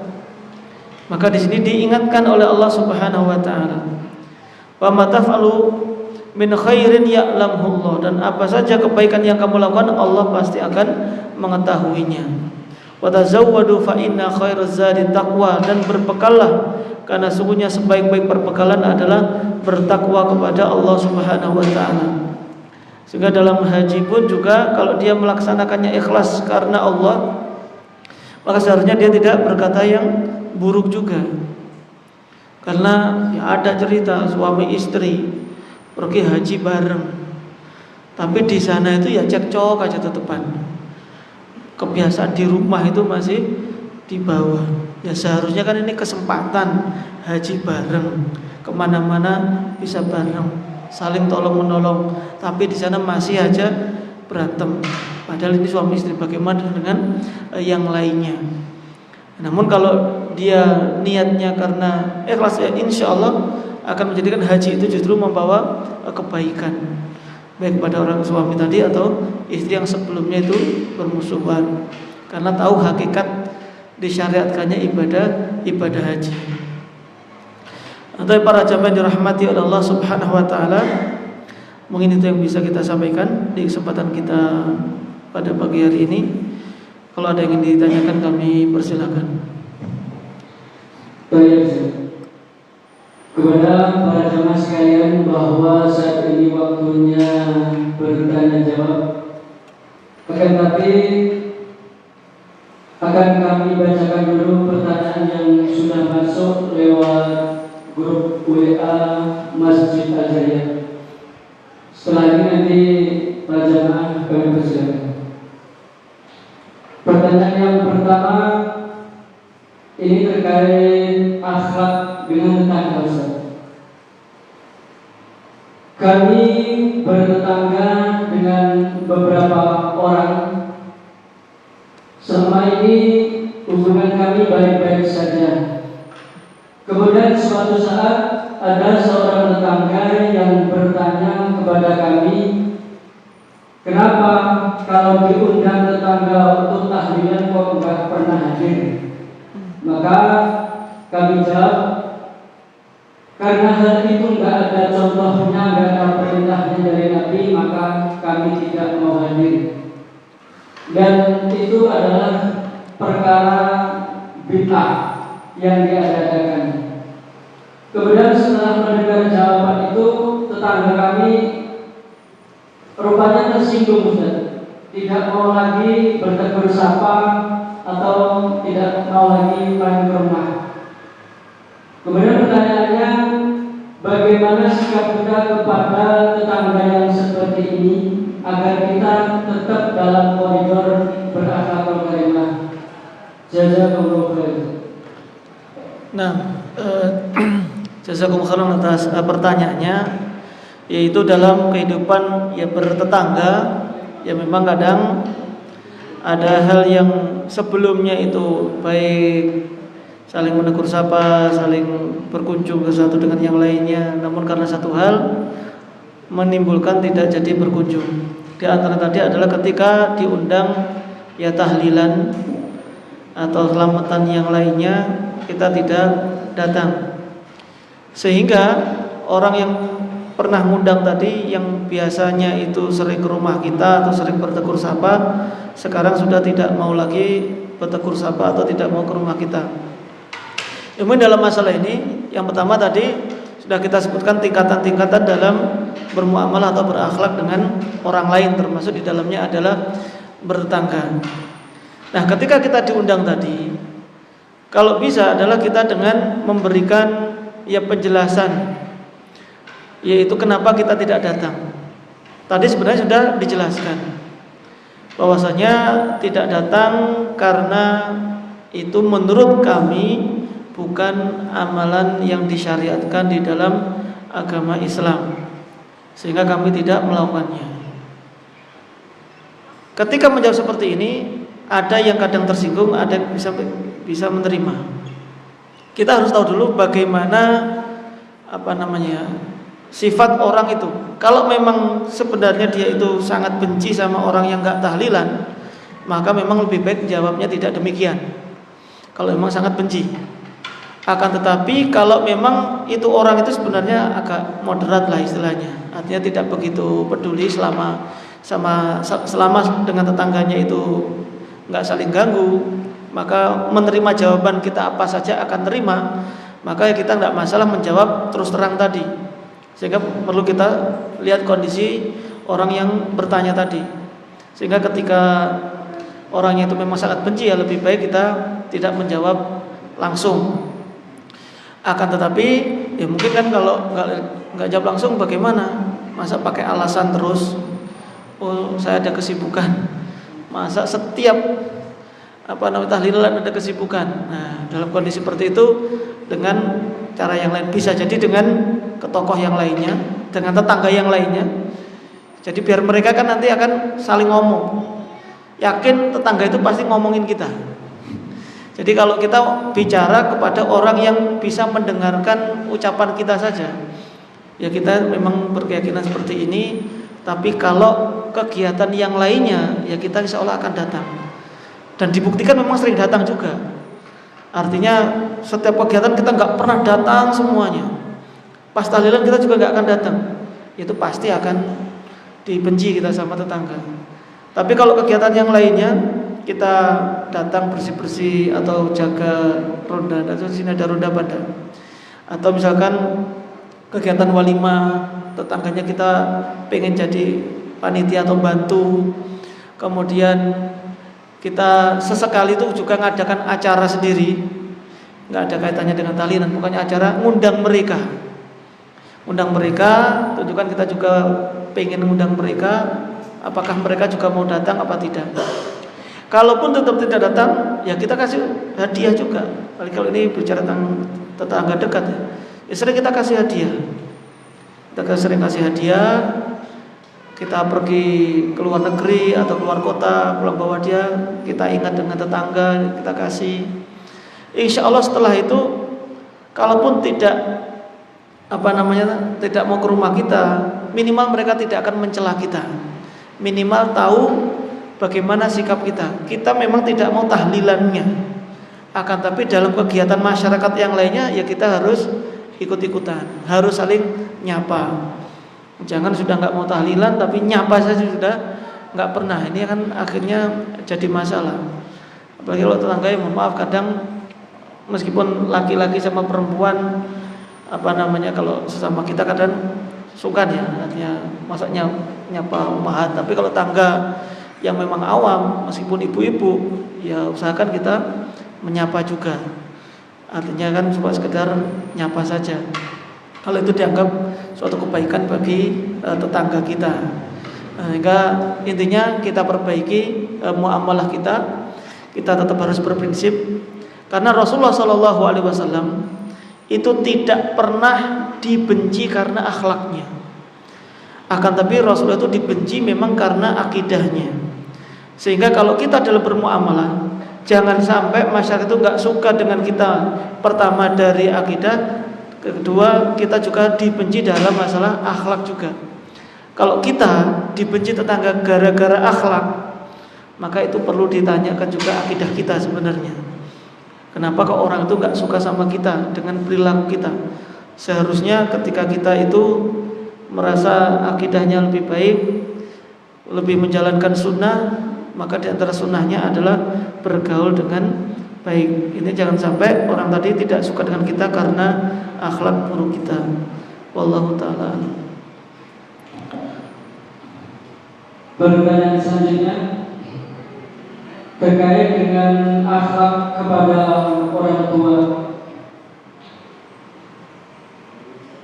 Orang tua kami sering datang ke dukun, dan saya sudah seringkali memperingatkan atau memberitahu dengan cara yang terbaik, dan sudah kami doakan kepada Allah agar orang tua saya tidak melakukan hal itu. Akan tetapi sampai sekarang orang tua kami tetap melakukan hal yang sama. Kemudian bagaimana sikap kita kepada orang tua kami yang seperti itu? Jazakallah. Barakallahu fiik, jazakallahu khairan atas pertanyaannya. Ya, semoga Allah Subhanahu wa taala memberikan hidayah khususnya kepada kedua orang penanya dan juga kepada kita semuanya. Ketika orang tua masih berbuat kesyirikan atau bahkan masih pergi ke dukun dan lain sebagainya, maka kewajiban dari seorang anak tetap berbakti kepada kedua orang tua dan berdakwah sesuai dengan kemampuannya. Sebenarnya tingkatan berbakti kepada kedua orang tua ya juga sama secara umum dengan tingkatan bermuamalah kepada orang lain. Berarti kepada orang tua kita wajib tetap berbakti kepada mereka, tidak menyakiti mereka dan juga sabar atas gangguan mereka. Nah, ketika orang tua masih berbuat kesyirikan atau mungkin masih pergi ke dukun, kita ingat kisah Abu Hurairah radhiyallahu anhu. Beliau memiliki seorang ibu yang musyrik, pada itu masih musyrik, yang mana tidak suka Abu Hurairah ini masuk ke dalam agama Islam. Sampai akhirnya ibunya Abu Hurairah ini mencela Rasulullah Shallallahu Alaihi Wasallam. Kalau selama ini yang dicela adalah Abu Hurairah masih sabar, nggak pernah mengeluh, bersabar atas gangguan ibunya tadi. Tapi ketika ibunya itu sudah mencela Rasulullah, ya kesabarannya sudah di puncak-puncaknya. Tapi Abu Hurairah tidak marah kepada ibunya, langsung mendatangi Rasulullah Shallallahu Alaihi Wasallam, menceritakan semuanya tadi dan minta didoakan agar ibunya mendapatkan hidayah. Sampai akhirnya ketika pulang, sebelum masuk rumah, ibunya mendengar Abu Hurairah datang. Gak boleh masuk dulu, ibunya mau mandi dulu, mandi besar sebelum mengucapkan kalimat syahadat. Ternyata setelah itu masuk ke dalam agama Islam. Ya, ini diantara buah dari kesabaran Abu Hurairah tadi. Dengan kesabaran dan juga dengan berdoa, akhirnya ibunya pun masuk ke dalam agama Islam. Nah, begitu pula dengan ya orang tua kita. Ketika masih melakukan ya pelanggaran syariat misalnya, ya kita berusaha untuk menasihati. Menasihati kadang nggak mempan. Ya apalagi anak dianggap ya kamu itu siapa? Baru kenal ngaji sebentar aja sudah dakwai orang tua. Kadang kan seperti itu. Mereka lebih punya kiai atau punya siapa yang mengizinkannya.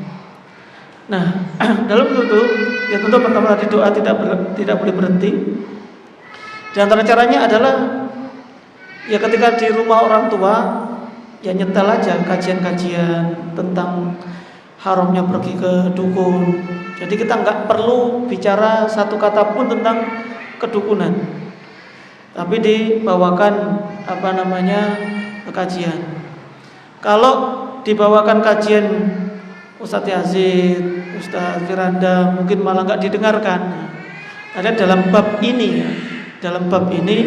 carikanlah kira-kira dari Ustadz kondang yang meskipun ada bid'ahnya sih, tapi dalam berbicara masalah dukun itu benar misalkan, supaya orang ini atau ustadz ini ketika menyampaikan keharaman pergi ke dukun itu didengar oleh orang tua. Tapi nggak usah dipaksa juga dengarkan. Ini loh lihat, lebih bagus ini ceritanya tentang dukunan. Ayo lihat ke TV ya, jangan. Nyetel sendiri aja. Jadi nyetel sendiri, orang tuanya nyimak langsung apa enggak, yang penting agak denger-denger enggak masalah.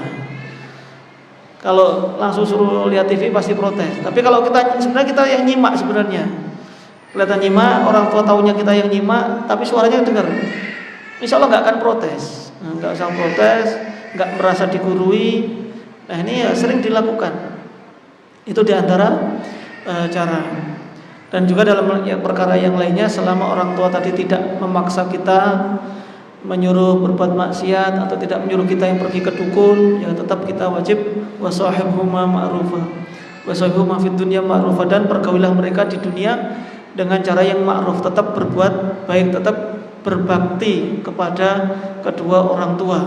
Jadi tunjukkan bahwasanya anaknya ini yang sudah ngaji ini semakin berbuat baik, sambil didakwai, sambil dikasih penjelasan tentang rezeki itu datangnya dari Allah. Misalkan Allah sudah menentukan segala sesuatu, segala takdir itu sudah ditentukan oleh Allah, pelan-pelan.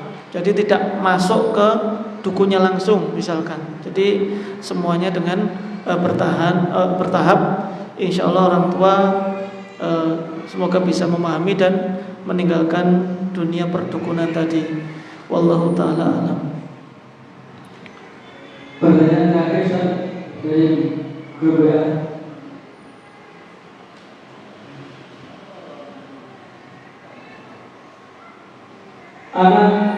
Anak kecil kami yang belum balik pernah menasihati kakeknya agar jangan merokok. Kemudian dijawab oleh kakeknya bahwa anak kecil tidak boleh menasihati orang tua karena belum balik. Pertanyaannya, bolehkah hal seperti itu, Ustaz?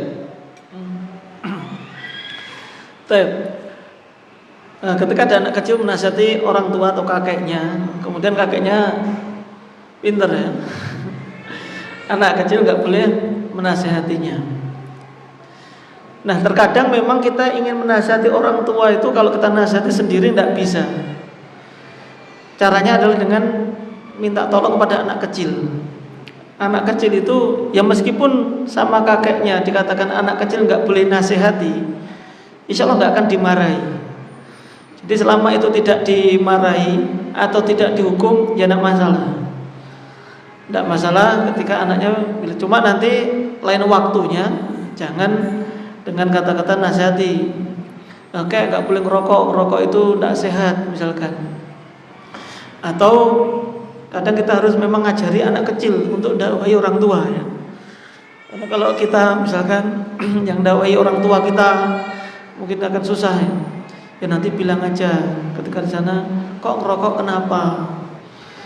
Apa namanya, manfaatnya apa? Boleh nggak saya ngerokok? Misalkan suruh nanya, pura-pura nanya seperti itu. Ada yang suruh pertanyaan kritis. Tapi jangan terlalu kritis juga ya, nanti malah dimarahi juga sama kakeknya. Namun intinya ya namanya nasihat ya disampaikan, kan katanya kebenaran dari mana saja harus diterima ya. Meskipun dari anak kecil. Namun intinya nggak masalah. Tadi anak cuma bahasanya orang tuanya harus melatihnya, harus mengajarinya supaya tidak terkesan memang memojokkan orang tua atau kakeknya tadi. Nanti bisa-bisa malah ya mungkin nggak marah, tapi setelah itu nggak pernah ketemu lagi misalkan, atau melarang cucunya datang ke rumah, kan juga malah mandorotnya lebih besar. Nah, intinya boleh tapi dengan bahasa yang pas. Insya Allah tidak masalah. Wallahu ta'ala a'lam.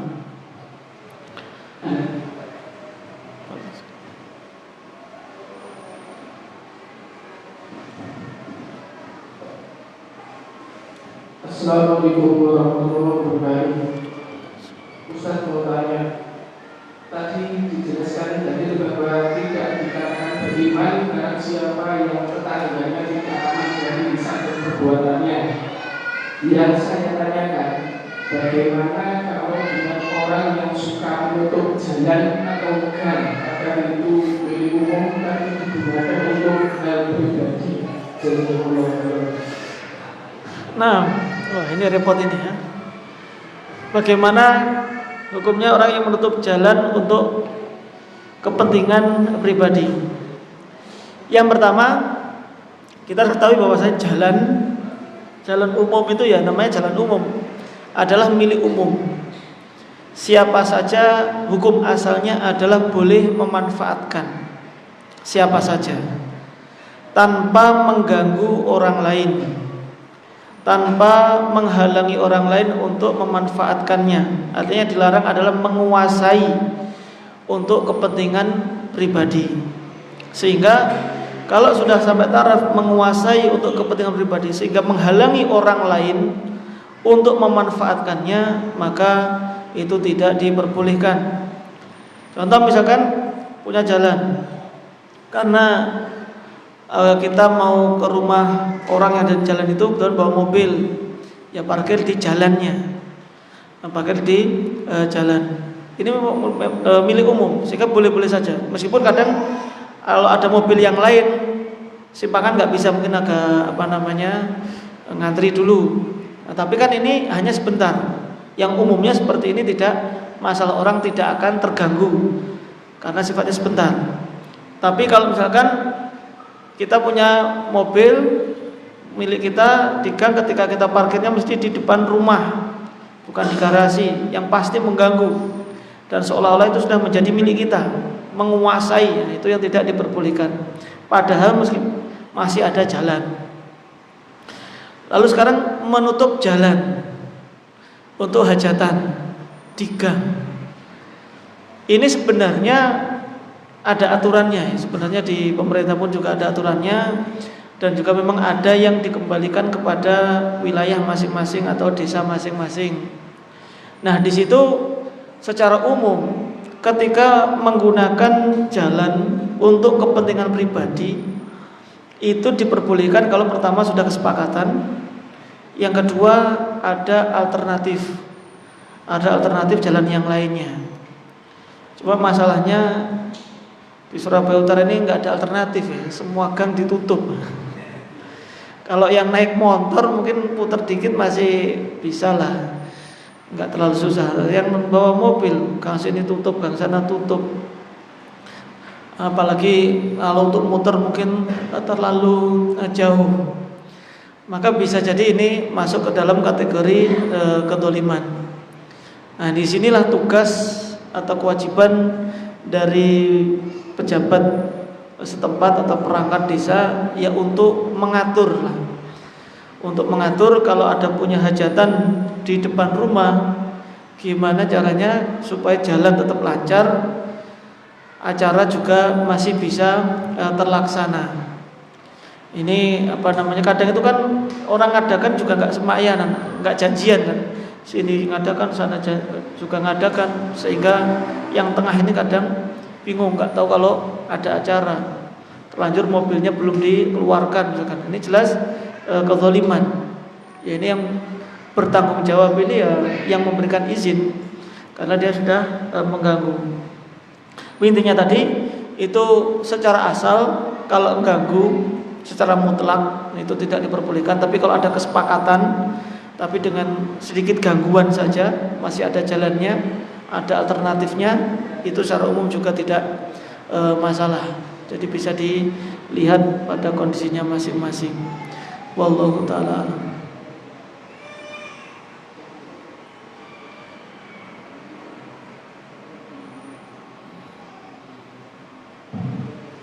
Assalamualaikum warahmatullahi wabarakatuh.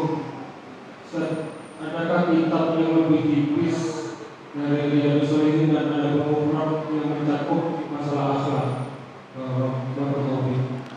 Nah, buku di antara Makarimul Akhlak punya Syekh Utsaimin itu juga lumayan. Penjual buku kok tanya ustadznya. Antum lebih paham lah. Buku-buku tinggal tanya distributor selesai ya. Insyaallah itu di antara yang mudah. Nah, Allah.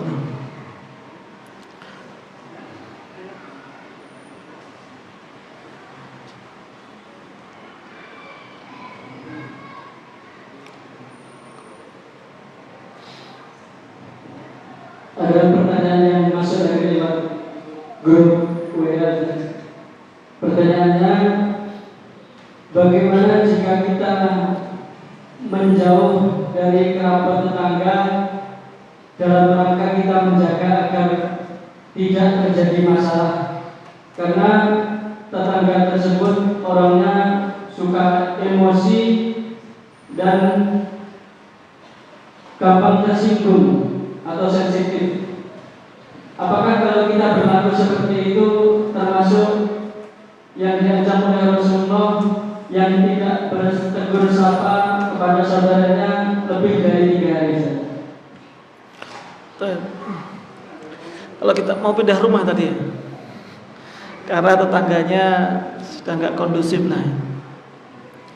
Ada istilah yang sering kita dengar itu aljar qobladar, yaitu kalau mau beli rumah itu pilih tetangga dulu baru cari rumahnya. Ini memang menunjukkan betapa pentingnya kita memiliki tetangga yang baik. Sehingga di antara pertimbangan beli rumah, yang pertama ya dekat masjid, yang kedua tetangganya ya baik-baik. Ini ya menunjukkan bahwasanya ya kita lebih baik bertetangga dengan tetangga yang baik. Nah, kalau kita sudah punya rumah atau ngontrak, ya kalau ngontrak lebih gampang, segera pindah tidak masalah ya. Kalau memang itu tetangganya tadi bermasalah. Namun perlu dilihat juga bagaimana bentuk tetangganya tadi, gangguannya seperti apa, nggak senangnya seperti apa. Kalau hanya sebatas tidak sampai merugikan, ya mungkin bersabar bisa jadi lebih baik. Apalagi dengan keberadaan di situ itu bisa membawa kebaikan. Akan tapi kalau memang di situ ya qadarullah anak-anaknya tetangga sendiri juga seperti itu, bapak ibunya juga nggak bisa diajak kompromi, nggak bisa nasihati anaknya, dan malah nanti akan mempengaruhi anak-anak kita, maka ya lebih baik kita cari tempat yang lainnya. Nah, apakah itu tidak bertentangan dengan larangan kita memutus silaturahim atau tidak bertegur sapa selama lebih dari 3 hari? Maka tidak bertentangan. Karena yang dilarang untuk tidak boleh bertegur sapa lebih dari 3 hari itu ya kalau kita memang bertemu dan kita disapa, kita pun tidak mau menyapanya. Tapi kalau berpisah kita menjauh, ya itu kan ya nanti kalau memang dia datang kemudian dia itu menyapa, ya kita tetap menyapa. Tapi kalau yang dilarang tadi itu ya kita sudah ketemu, tiap hari ketemu, salam, kita nggak mau menjawab salam misalkan atau menjawab salamnya di batin, itu hanya 3 hari saja. Itu yang diperbolehkan. Artinya supaya tahu bahwasanya kita sedang tidak suka dengan perilakunya tadi. Itu batasannya selama 3 hari. Kita tidak mau berbicara kepada dia. Tapi kalau ya kita memang sengaja menjauh, ya biar tidak ada kesempatan bertemu, maka insya Allah itu tidak masalah. Tapi tetap cari yang kira-kira yang ya lingkungannya yang baik tadi. Wallahu ta'ala a'lam.